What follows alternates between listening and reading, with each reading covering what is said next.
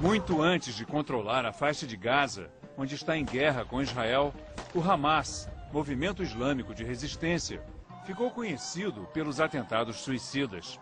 Jovens palestinos que se infiltravam entre a população de Israel e explodiam bombas, matando centenas de civis israelenses. Agora surge o primeiro relato dos bastidores dessa história trágica. O livro Filho do Hamás, que acaba de ser lançado no Brasil, é a história do jovem palestino Mossab Hassan Youssef, filho de um dos fundadores do Hamás, que se desiludiu com a violência da organização e se tornou espião, ajudando Israel a prender um grande número de terroristas.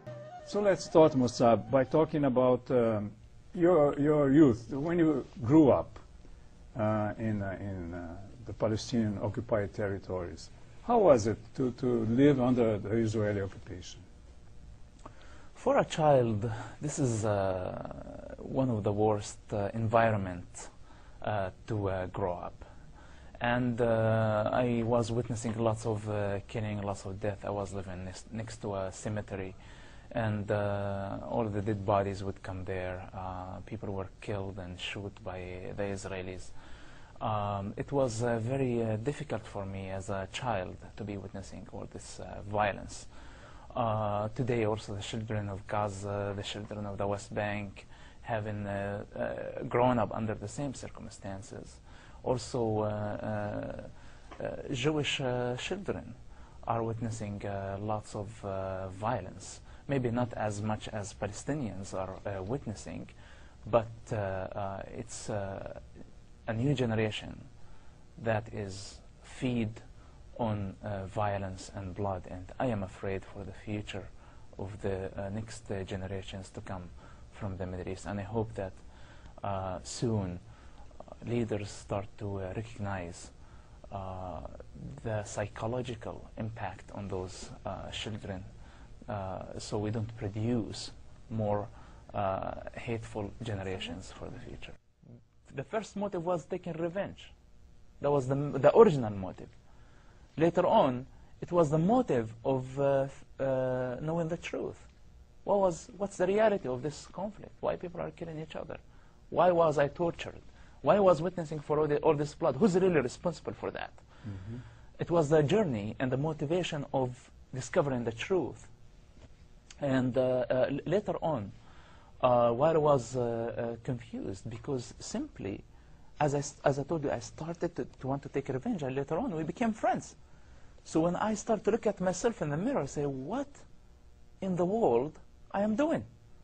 I am hanging out with my enemies as my friends.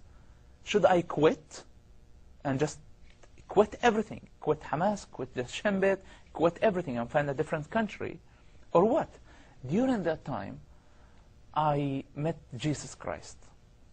I met an evangelist who invited me to a Bible study, and he gave me the Bible. And I was reading the Bible in Matthew, saying, love your enemy. And that shocked me, because during that time, practically, I was in a relationship with my enemies who I wanted to kill, and we became friends. So it made perfect sense to me. Love your enemy, unconditional love. Don't hate anybody. Your problem is not with man.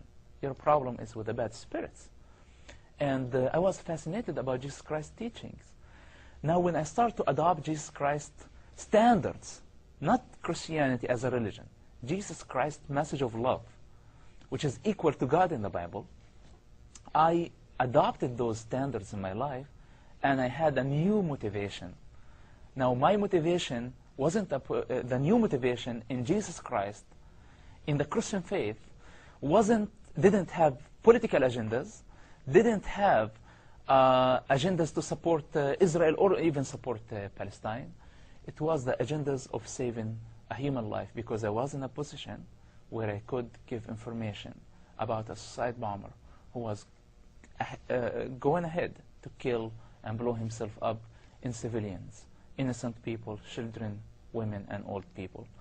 And that was my final motivation, to serve the cause of love through my working with the Shin Bet.